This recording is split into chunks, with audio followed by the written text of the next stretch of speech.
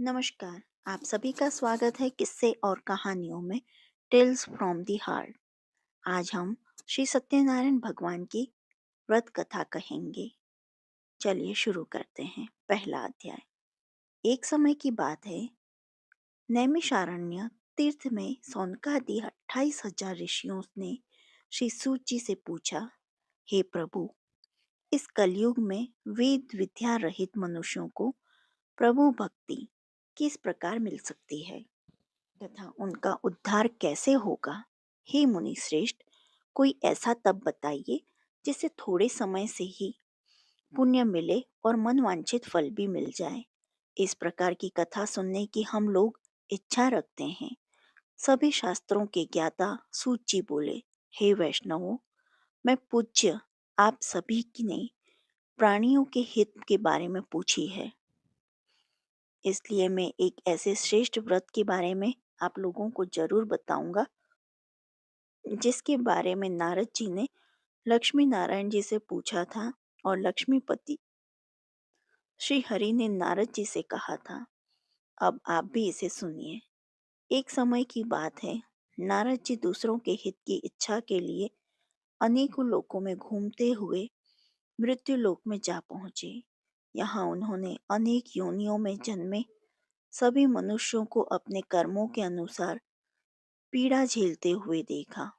उनका दुख देख नारद जी सोचने लगे कि ऐसा क्या किया जाए जिससे निश्चित रूप से मानव के दुखों का अंत हो जाए। इसी विचार पर मनन करते हुए वह विष्णु लोक में गए। वहां वह नारायण की स्तुति करने लगे और बोले, हे भगवान, आप अत्यंत शक्ति से संपन्न हैं। निर्गुण स्वरूप सृष्टि के कारण भक्तों के दुख को दूर करने वाले, आपको मेरा प्रणाम। नारद जी की स्तुति सुन विष्णु भगवान बोले, मुनि श्रेष्ठ, आपके मन में क्या बात है, उसे निसंकोच कहो। इस पर नारद मुनि बोले कि मृत्युलोक में अनेक योनियों में जन्मे मनुष्य अपने कर्मों के द्वारा अनेकों दुख से दुखी हो रहे हैं। हे प्रभु, आप तो ये बताइए कि वो मनुष्य थोड़े प्रयास से ही अपने दुखों से छुटकारा पा सकते हैं। तब श्री हरि बोले, हे नारद, मनुष्यों की भलाई के लिए तुमने बहुत उत्तम प्रश्न पूछा है। स्वर्ग लोक व मृत्यु लोक दोनों में एक दुर्लभ उत्तम व्रत है जो पुण्य देने वाला है। आज प्रेम वश होकर मैं उसे तुमसे कहता हूँ। श्री सत्यनारायण भगवान का व्रत अच्छी तरह विधान पूर्वक करके मनुष्य तुरंत ही यहाँ सुख भोग कर मरने पर मोक्ष पाता है। श्री हरि के वचन सुन नारद जी बोले कि उस व्रत का क्या फल है प्रभु, और उसका विधान क्या है? यह व्रत किसने किया था? इस व्रत को किस दिन करना चाहिए? आप सब विस्तार पूर्वक बताएं। नारद की बात सुनकर फिर श्री हरि बोले, दुख व शोक को दूर करने वाला, यह सभी स्थानों पर विजय दिलाने वाला है। मानव को भक्ति व श्रद्धा के साथ शाम को श्री सत्यनारायण की पूजा धर्म परायण होकर ब्राह्मणों व बंधुओं के साथ करने के साथ ही शक्ति अनुसार भक्ति भाव से भगवान का भोग लगाएं, आरती गाएं और ब्राह्मणों सहित बंधु बांधवों को भी भोजन कराएं। उसके बाद स्वयं भोजन करें। कीर्तन भजन के साथ भगवान की भक्ति में लीन हो जाएं। इस तरह से सत्यनारायण भगवान का यह व्रत करने पर मनुष्य की सारी इच्छाएं निश्चय रूप से पूरी होती हैं। इस कलिकाली अर्थात कलयुग में मृत्यु लोक में मोक्ष का यही एक सरल उपाय बताया गया है।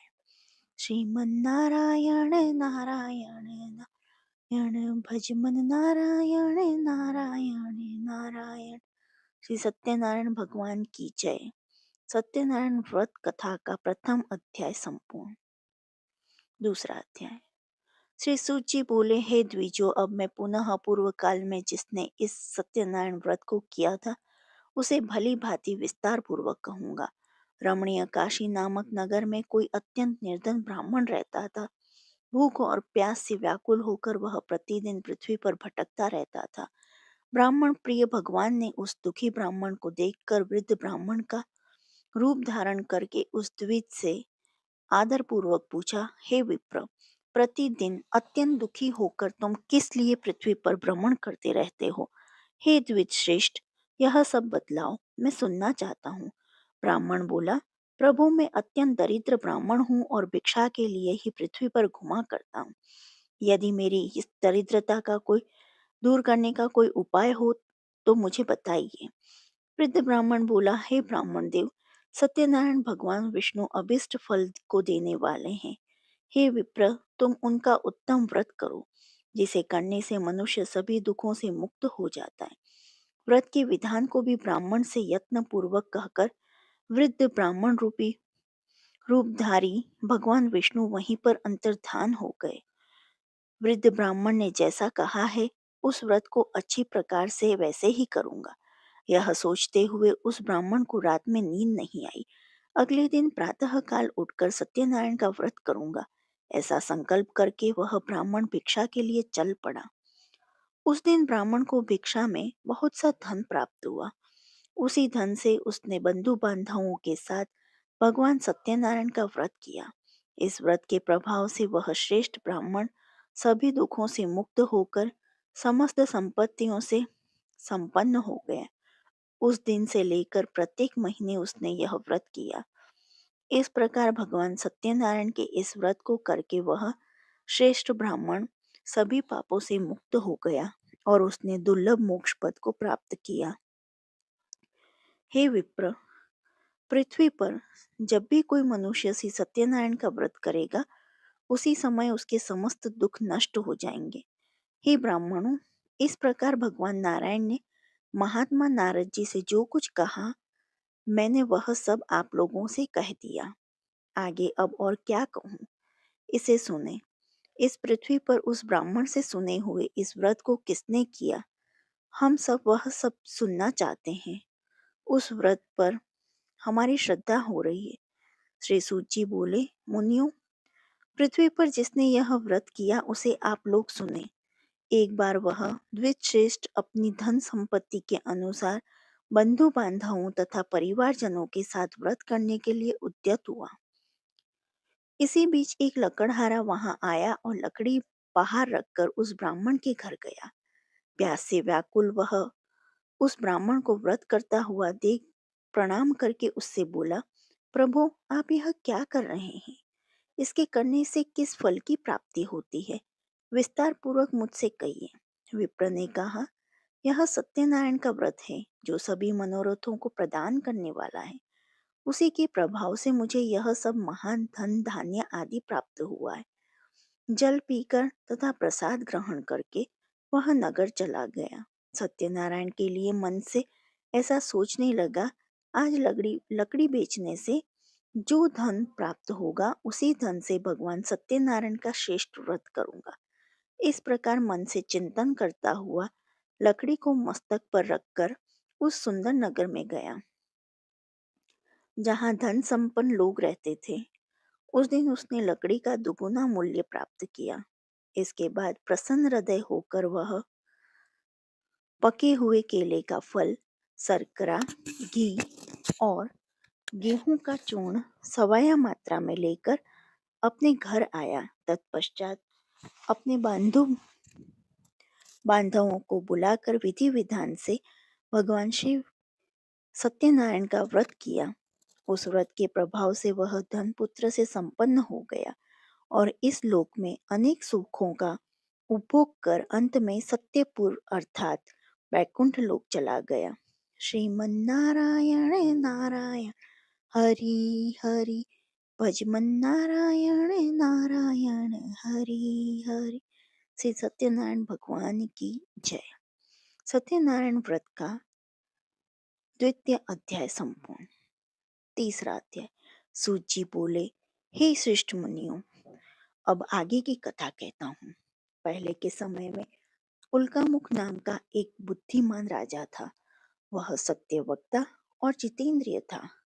प्रतिदिन देव स्थानों पर जाता और निर्धनों को धन देकर उनके कष्ट दूर करता था। उसकी पत्नी कमल के समान मुख वाली तथा सती साध्वी थी। भद्रशिला नदी के तट पर उन दोनों ने श्री सत्यनारायण भगवान का व्रत किया। उसी समय साधु नाम का एक वैश्य आया। उसके पास व्यापार करने के लिए बहुत सा धन भी था। राजा को व्रत करते देखकर वह विनय के साथ पूछने लगा, हे राजन, भक्ति भाव से पूर्ण होकर आप यह क्या कर रहे हैं? मैं सुनने की इच्छा रखता हूँ, तो आप कृपा करके मुझे बताइए। राजा बोला, मैं अपने बंधु बांधवों के साथ पुत्रादि की प्राप्ति के लिए श्री सत्यनारायण भगवान का व्रत व पूजन कर रहा हूँ। राजा के वचन सुन साधु आदर से बोला, हे राजन, मुझे इस व्रत का सारा विधान कहिए। मैं भी इस व्रत को करूँगा। मेरी भी संतान नहीं है और इस व्रत को करने से निश्चित रूप से मुझे संतान की प्राप्ति होगी। राजा से व्रत का सारा विधान सुन व्यापार से निवृत्त हो वह अपने घर गया। साधु ने अपनी पत्नी को संतान देने वाले इस व्रत का वर्णन कह सुनाया और कहा कि जब मेरी संतान होगी तब मैं इस व्रत को करूंगा। साधु ने इस तरह के वचन अपनी पत्नी लीलावती से कहे। एक दिन लीलावती पत्नी के साथ आनंदित हो सांसारिक धर्म में प्रवृत्त होकर सत्यनारायण भगवान की कृपा से गर्भवती हो गई। 10वें महीने में उसके गर्भ से एक सुंदर कन्या ने जन्म लिया। माता पिता ने अपनी कन्या का नाम कलावती रखा। एक दिन कलावती ने माँ लीलावती से अपने पति को याद दिलाया कि आपने सत्यनारायण भगवान की जिस व्रत को करने का संकल्प किया था उसे करने का समय आ गया है। आप इस व्रत को करिए।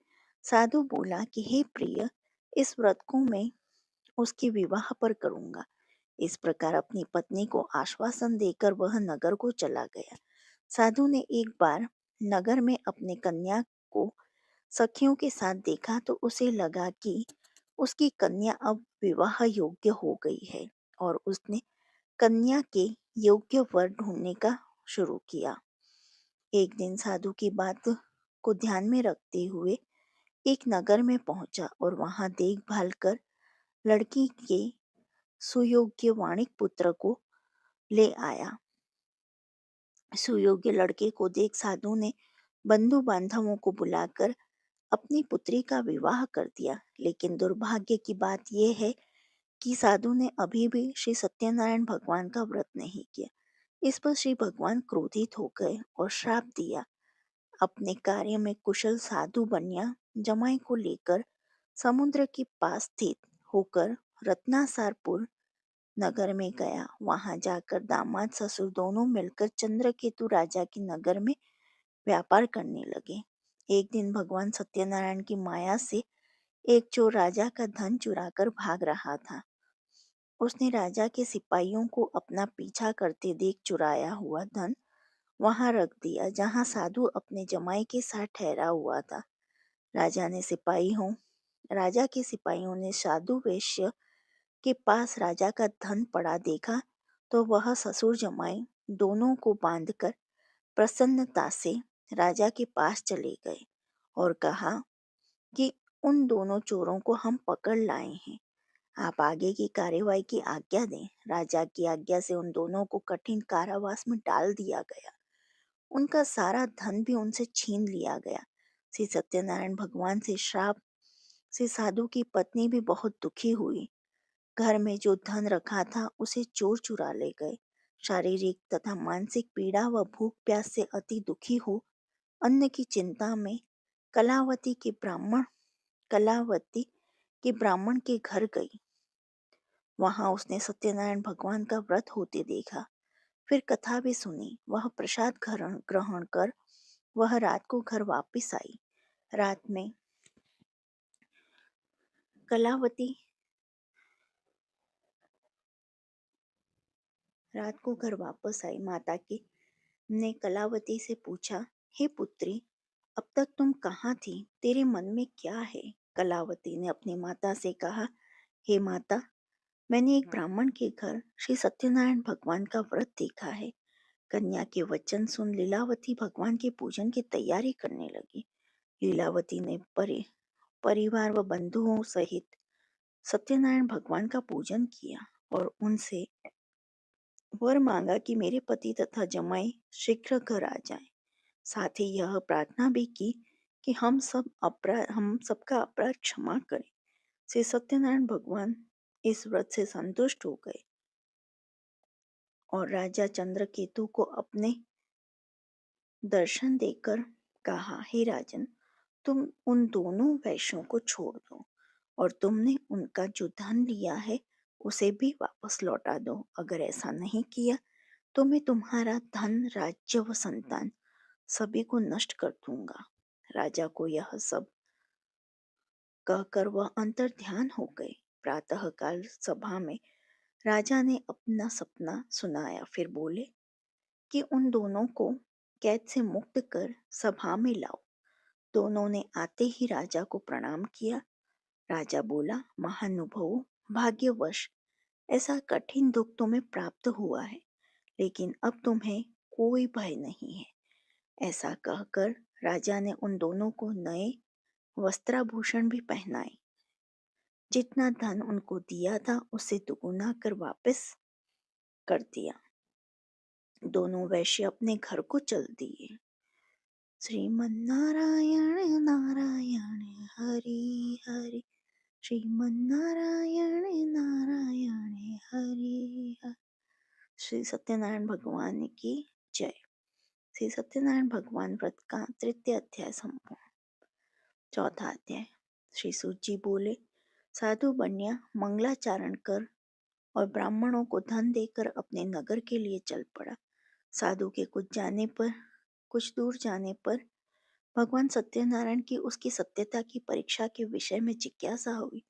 साधु, तुम्हारी नाव में क्या भरा है? तब धन के मद में चूर दोनों महाजनों ने अवहेलना पूर्वक हंसते हुए कहा, दंडी, क्यों पूछ रहे हो? क्या कुछ द्रव्य लेने की इच्छा है? हमारी नाव में तो लता और पत्ते आदि भरे हुए हैं। ऐसी निष्ठुर वाणी सुनकर तुम्हारी बात सच हो जाए। ऐसा कहकर दंडी सन्यासी का रूप धारण किए हुए भगवान कुछ दूर जाकर समुद्र के समीप बैठ गए। दंडी के चले जाने पर नित्य क्रिया करने के पश्चात उतराई हुई अर्थात जल के ऊपर की और उठी हुई नौका को देखकर साधु अंतर्ध्यान अत्यंत आश्चर्य में पड़ गया और नाव में लता और पत्ते आदि देखकर मूर्छित हो पृथ्वी पर गिर पड़ा। सचेत होने पर वणिक पुत्र चिंतित हो गया। तब उसके दामाद ने इस प्रकार कहा, आप शोक क्यों करते हो? दंडी ने शाप दे दिया है। इस स्थिति में वे ही चाहे तो सब कुछ कर सकते हो, इसमें संशय नहीं है। अंततः उन्हीं की शरण में हमें चले, वही मन की इच्छा पूर्ण होगी। दामाद की बात सुनकर वह साधु बन्या उनके पास गया। वहां दंडे को देखकर उसने भक्ति पूर्वक उन्हें प्रणाम किया तथा आदर पूर्वक कहने लगा, आपके सम्मुख मैंने जो कुछ कहा है, असत्य भाषण रूप अपराध किया है। आप मेरे उस अपराध को क्षमा करें। ऐसा कहकर बारंबार प्रणाम करके वह महान शोक से आकुल हो गया। दंडी ने उसे रोता हुआ देखकर कहा, हे मूर्ख, रो मत, मेरी बात सुनो। मेरी पूजा से उदासीन होने के कारण तथा मेरी आज्ञा से ही तुमने बारंबार दुख प्राप्त किया है। भगवान की ऐसी वाणी सुनकर वह उनकी स्तुति करने लगा। साधु ने कहा, हे प्रभु, यह आश्चर्य की बात है कि आपकी माया से मोहित होने के कारण ब्रह्मा आदि भी देवता भी आपके गुणों और रूपों को यथावत रूप से नहीं जान पाते। फिर मैं मूर्ख आपकी माया से मोहित होने के कारण कैसे जान सकता हूँ? आप प्रसन्न हो, मैं अपनी धन संपत्ति के अनुसार आपकी पूजा करूंगा। मैं आपकी शरण में आया हूँ। मेरी जो नौका में स्थित पूरा धन था उसकी तथा मेरी रक्षा करें। उस बन्या की भक्ति युक्त वाणी सुनकर भगवान जनार्दन संतुष्ट हो गए। भगवान हरि उसे अभिष्ट वर प्रदान करके वहीं अंतर ध्यान हो गए। उसके बाद वह साधु अपनी नौका में चढ़ा और उसे धन धान्य से परिपूर्ण देखकर भगवान सत्यदेव की कृपा से हमारा मनोरथ सफल हो गया। ऐसा कहकर स्वजनों के साथ उसने भगवान की विधिवत पूजा की। भगवान श्री सत्यनारायण की कृपा से वह आनंद से परिपूर्ण हो गया और नाव को प्रयत्न पूर्वक संभाल कर उसने अपने देश के लिए प्रस्थान किया। साधु बन्या ने अपने दामाद से कहा, वह देखो मेरी रत्नपुरी नगरी दिखाई दे रही है। इसके बाद उसने अपने धन के रक्षक दूत को अपने आगमन का समाचार देने के लिए अपनी नगरी में भेजा। उसके बाद उस दूत ने नगर में जाकर साधु की भार्या को देखकर हाथ जोड़कर प्रणाम किया तथा उसके लिए अभिष्ट बात कही। सेठ जी, आपने दामाद तथा बंधु वर्गों के साथ बहुत सारे धन धान्य से संपन्न होकर नगर के निकट पधार गए। दूत के मुख से यह बात सुनकर वह महान आनंद से विह्वल हो गई और साध्वी ने से सत्यनारायण की पूजा करके अपनी पुत्री से कहा, मैं साधु के दर्शन के लिए जा रही हूँ, तुम भी शीघ्र आओ। माता का ऐसा वचन सुनकर व्रत को समाप्त करके प्रसाद का परित्याग कर वह कलावती भी अपने पति का दर्शन करने के लिए चल पड़ी। इससे भगवान सत्यनारायण रुष्ट हो गए और उन्होंने कहा उसके पति को तथा नौका को धन के साथ हरण करके जल में डुबो दिया। इसके बाद कलावती कन्या अपने पति को न देख महान शोक से रुदन करती हुई पृथ्वी पर गिर पड़ी। नाव का आदर्शन तथा कन्या को अत्यंत दुखी देख भयभीत मन से साधु बन्या ने सोचा, यह क्या आश्चर्य हो गया। नाव का संचालन करने वाले भी चिंतित हो गए। तदंतर वह लीलावती भी कन्या को देख विह्वल हो गई और अत्यंत दुख से विलाप करती हुई अपने पति से इस प्रकार बोली, अभी अभी नौका के साथ वह कैसे अलक्षित हो गया। न जाने किस देवता की उपेक्षा से वह नौका हरण कर ली गई, अथवा श्री सत्यनारायण का महात्म्य कौन जान सकता है। ऐसा कहकर वह स्वजनों के साथ विलाप करने लगी और कलावती कन्या को गोद में लेकर रोने लगी। कलावती कन्या भी अपने पति के नष्ट हो जाने पर दुखी हो गई और पति की पादुका लेकर उसका अनुगमन करने के लिए उसने मन में निश्चय किया। कन्या के इस प्रकार के आचरण को देख भार्या सहित वह धर्मज्ञ साधु बन्या अत्यंत शोक संतप्त हो गया और सोचने लगा, या तो भगवान सत्यनारायण ने यह अपहरण किया है अथवा हम सभी भगवान सत्यदेव की माया से मोहित हो गए। अपनी धन शक्ति के अनुसार मैं भगवान श्री सत्यनारायण की पूजा करूंगा। सभी को बुलाकर इस प्रकार कहकर उसने अपने मन की इच्छा प्रकट की और बारंबार भगवान सत्यदेव को दंडवत प्रणाम किया। इससे दिनों के परिपालक भगवान सत्यदेव प्रसन्न हो गए। भक्त वत्सल भगवान ने कृपा पूर्वक कहा, तुम्हारी कन्या प्रसाद छोड़कर अपने पति को देखने चली आई है। निश्चय ही इसी कारण उसका पति अदृश्य हो गया है। यदि घर जाकर प्रसाद ग्रहण करके वह पुनः आए तो हे साधु बन्या, तुम्हारी पुत्री पति को प्राप्त करेगी, इसमें संशय नहीं। कन्या कलावती भी आकाश मंडल से ऐसी वाणी सुनकर शीघ्र ही घर गई और उसने प्रसाद ग्रहण किया। पुनः आकर स्वजनों तथा अपने पति को देखा। तब कलावती कन्या ने अपने पिता से कहा, अब तो घर चले, विलंब क्यों कर रहे हैं। कन्या की वह बात सुनकर वणिक पुत्र संतुष्ट हो गया और विधि विधान से भगवान सत्यनारायण का पूजन करके धन तथा बंधु बांधवों के साथ अपने घर गया। तदंतर पूर्णिमा तथा संक्रांति पर्वों पर भगवान सत्यनारायण का पूजन करते हुए इस लोक में सुख भोग कर अंत में वह बैकुंठ लोक में चला गया। श्रीमन नारायण नारायण हरि हरि, भजमन नारायण नारायण हरि हरि। श्री सत्यनारायण भगवान की जय। श्री सत्यनारायण भगवान व्रत कथा का चतुर्थ अध्याय समाप्त। पांचवा अध्याय। श्री सूत जी बोले, श्रेष्ठ मुनियों, अब इसके बाद मैं दूसरी कथा कहूंगा, आप लोग सुने। अपनी प्रजा का पालन करने में तत्पर तुंगध्वज नाम का एक राजा था। उसने सत्यदेव के प्रसाद का परित्याग करके दुख प्राप्त किया। एक के बाद एक बार वह वन में जाकर और वहां बहुत से पशुओं को मारकर वट वृक्ष के नीचे आया। वहां उसने देखा कि गोपगण बंधु बांधवों के साथ संतुष्ट होकर भक्ति पूर्वक भगवान सत्यदेव की पूजा कर रहे हैं। राजा यह देखकर भी अहंकारवश न तो वहां गया न उसे भगवान सत्यनारायण को प्रणाम ही किया। पूजन के बाद सभी गोपगण भगवान का प्रसाद राजा के समीप रखकर वहां से लौट आए और इच्छा अनुसार उन सभी ने भगवान का प्रसाद ग्रहण किया। इधर राजा को प्रसाद का परित्याग करने से बहुत दुख हुआ। उसका संपूर्ण धन धान्य एवं सभी सौपुत्र नष्ट हो गए। राजा के मन में यह निश्चय किया कि वह अवश्य ही भगवान सत्यनारायण ने हमारा नाश कर दिया है, इसलिए मुझे वहां जाना चाहिए जहाँ श्री सत्यनारायण का पूजन हो रहा हो। ऐसा मन में निश्चय करके वह राजा गोपगणों के समीप गया और उसने गोपगणों के साथ भक्ति श्रद्धा से युक्त होकर विधि पूर्वक भगवान सत्यदेव की पूजा की। भगवान सत्यदेव की कृपा से वह पुनः धन और पुत्रों से संपन्न हो गया तथा इस लोक में सभी सुखों का उपभोग कर अंत में सत्यपुर वैकुंठ लोक को प्राप्त हुआ।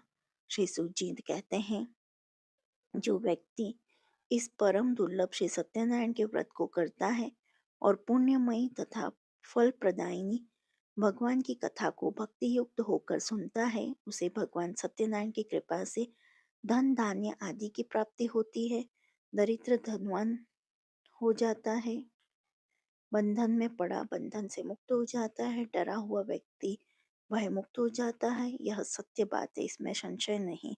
इस लोक में वह सभी इसिप्त फलों का भोग प्राप्त करके अंत में सत्यपुर वैकुंठ लोक को जाता है। हे ब्राह्मणों, इस प्रकार मैंने आप लोगों से भगवान सत्यनारायण के व्रत को कहा, जिसे करके मनुष्य सभी दुखों से मुक्त हो जाता है। कलयुग में तो भगवान सत्यदेव की पूजा विशेष फल प्रदान करने वाली है। भगवान विष्णु को ही कुछ लोग काल, कुछ लोग सत्य, कोई ईश, कोई सत्यदेव तथा दूसरे लोग सत्यनारायण नाम से कहेंगे। अनेक रूप धारण करके भगवान सत्यनारायण सभी का मनोरथ सिद्ध करते हैं। कलयुग में सनातन भगवान विष्णु ही सत्यव्रत रूप धारण करके सभी का मनोरथ पूर्ण करने वाले होंगे। हे श्रेष्ठ मुनियों, जो व्यक्ति नित्य भगवान सत्यनारायण की इस व्रत कथा का पढ़ता है, सुनता है, भगवान सत्यनारायण की कृपा से उसके सभी पाप नष्ट हो जाते हैं। हे मुनीश्वरों, पूर्व काल में जिन लोगों ने भगवान सत्यनारायण का व्रत किया था, उसके अगले जन्म का वृत्तांत कहता हूँ, आप लोग सुने। महान प्रज्ञा संपन्न शतानंद नाम के ब्राह्मण सत्यनारायण व्रत करने के प्रभाव से दूसरे जन्म में सुदामा नामक ब्राह्मण हुए और उस जन्म में भगवान श्री कृष्ण का ध्यान करके उन्होंने मोक्ष प्राप्त किया। लकड़हारा भिल गोहों का राजा हुआ। अगले जन्म में उसने भगवान श्री राम की सेवा करके मोक्ष प्राप्त किया। महाराज उल्का मुख दूसरे जन्म में राजा दशरथ हुए, जिन्होंने श्री रंगनाथ जी की पूजा करके अंत में वैकुंठ प्राप्त किया।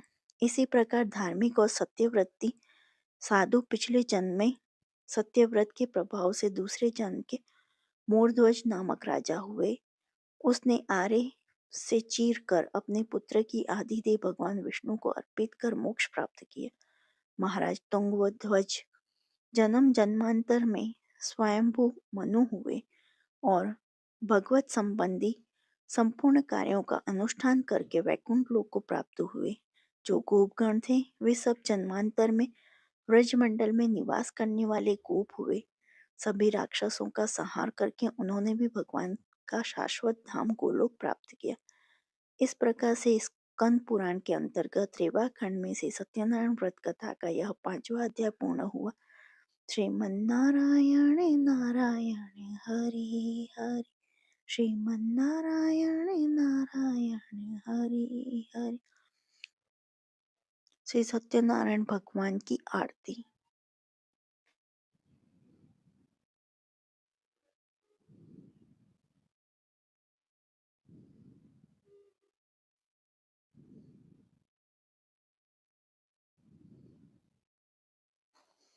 बोलिए सत्यनारायण भगवान की।